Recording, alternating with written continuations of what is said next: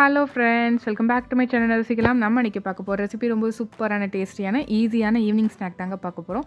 இந்த ரெசிபி செய்கிறதுக்கு உங்களுக்கு 5 நிமிஷம் தான் ஆகும். ஈஸியாக உடனே நினச்ச உடனே செஞ்சிடலாம். சூப்பராக வெளியே நல்லா கிறிஸ்பியாக மொறுமொறுனும் உள்ளே வந்து நல்லா சாஃப்டாகவும் சூப்பராக இருக்கும்.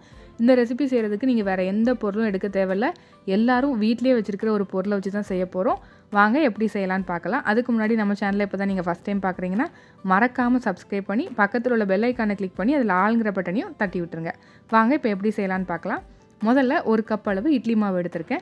அதில் கொஞ்சமாக வெங்காயமும் கருவேப்பிலையும் பொடியாக நறுக்கி நான் சேர்த்துக்கிட்டேன். இது கூட நீங்கள் வந்து கேரட் துருவி சேர்த்துக்கலாம், பீட்ரூட் துருவி சேர்த்துக்கலாம், எந்த வெஜிடபிள்ஸ்னாலும் இதில் சேர்த்துக்கலாம். குட்டி குட்டியாக கட் பண்ணி சேர்த்துக்கலாம். இல்லை நீங்கள் ப்ளெயினாக வெறும் இட்லி மாவில் கூட இதை செய்யலாம்.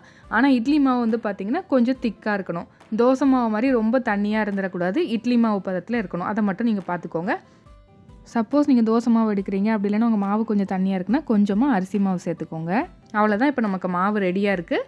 இப்போ இதில் வந்து நல்லா ஆயில் ஹீட் பண்ணிவிட்டு மீடியம் ஃப்ளேமில் வச்சுக்கோங்க. மீடியம் ஃப்ளேமில் வச்சுட்டு கொஞ்சம் கொஞ்சமாக எடுத்து இந்த மாதிரி போட்டிங்கன்னா ஒரு பால் மாதிரி உங்களுக்கு நல்லா அதுவாகவே வெந்து மேலே நல்லா எலும்பி வந்துடும். நீங்கள் பேசாமல் போட்டுக்கிட்டே இருக்கலாம். குட்டி குட்டியாக அந்த மாதிரி போட்டுகிட்டே இருங்க. ரொம்ப ரொம்ப ஈஸியான ரெசிபி. டக்குன்னு செஞ்சு முடிச்சிடலாம். நினச்சோன்னே செஞ்சு கொடுக்கலாம். வீட்டில் உங்களுக்கு செய்கிறதுக்கு எந்த ஸ்நாக்ஸ் செய்கிறதுக்கும் வீட்டில் எந்த பொருளும் இல்லை அப்படின்னா சட்டுன்னு இந்த மாதிரி செஞ்சு கொடுங்க. கிட்ஸும் நல்லா விரும்பி சாப்பிடுவாங்க. ஹெல்த்தியான ரெசிபியும் கூட. இப்போ எல்லாத்தையுமே இந்த மாதிரி குட்டி குட்டியாக எடுத்து போட்டுக்கிட்டேன். நீங்கள் சப்போஸ் கைட்டு போடுறதுக்கு உங்களுக்கு கொஞ்சம் பயமாக இருந்துச்சு, ஆயில் தெரிச்சிருமோ அப்படின்னு நீங்கள் நினச்சிங்க அப்படின்னா ஒரு ஸ்பூனை வச்சு கூட கொஞ்சம் கொஞ்சமாக ஊற்றலாம். ஆனால் நீங்கள் கையை வச்சு இந்த மாதிரி குட்டி குட்டியாக போட்டிங்க அப்படின்னா நல்ல பால்ஸ் மாதிரி சூப்பராக வரும்.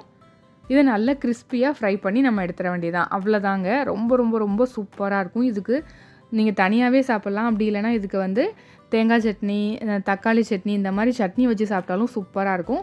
அதுக்கப்புறம் இதில் இன்னொரு முக்கியமான இன்க்ரீடியன்ட் கடைசியாக இப்போ நம்ம சேர்க்க போகிறோம். அது என்ன இன்க்ரீடியன்ட் அப்படிங்கிறது பாருங்கள். ரொம்ப ரொம்ப சூப்பராக டேஸ்ட்டை கூட்டி கொடுக்கக்கூடிய ஒரு பொருள் தான் இதில் சேர்க்க போகிறோம். வாங்க எப்படி பார்க்கலாம். பாருங்கள், பார்க்கறதுக்கே வடை மாதிரி உளுந்த வடை மாதிரி இருக்குது. சூப்பராக இருக்குது பார்க்கறதுக்கே. இப்போ இதை வந்து ஒரு பவுலில் போட்டுக்கலாம். போட்டுட்டு நம்ம வீட்டில் எல்லோரும் அரைச்சி எடுத்து வச்சுருக்கக்கூடிய இட்லி பொடியை வந்து இந்த மாதிரி மேலே நல்லா தூவி விட்டுருங்க. நீங்கள் எந்த டைப் ஆஃப் இட்லி பொடி இருந்தாலும் மேலே இந்த மாதிரி தூவி விட்டுக்கலாம். இல்லை உங்களுக்கு இது வேணாம் அப்படின்னா கொஞ்சமாக மிளகாத்தூளும் உப்பு லைட்டாக தூவி விட்டு கூட நீங்கள் நல்லா இந்த மாதிரி சஃபில் பண்ணிவிட்டு சாப்பிட்லாம். கிட்ஸுக்கெலாம் இந்த மாதிரி இட்லி பொடியை தூவி கொடுத்தீங்க அப்படின்னா சூப்பராக சாப்பிடுவாங்க. ஹெல்த்தியான ரெசிபி. கண்டிப்பாக ட்ரை பண்ணி பாருங்கள். ரொம்ப ரொம்ப ரொம்ப நல்லா இருந்துச்சு.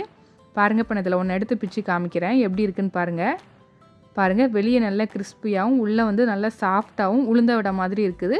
ரொம்ப ரொம்ப நல்லா இருந்துச்சு. டேஸ்ட்டும் ரொம்ப நல்லா இருந்துச்சு. கண்டிப்பாக ட்ரை பண்ணி பாருங்கள். இதே மாதிரி இன்னொரு இன்ட்ரெஸ்டிங்கான ரெசிபியோடு உங்களை மீட் பண்ணுறேன். அதுக்கு மறக்காமல் நம்ம சேனலை சப்ஸ்கிரைப் பண்ணிக்கோங்க. அப்போ தான் என்னோடய ஃப்யூச்சர் ரெசிபீஸ்லாம் உங்களை தேடி வரும். Thank you, friends.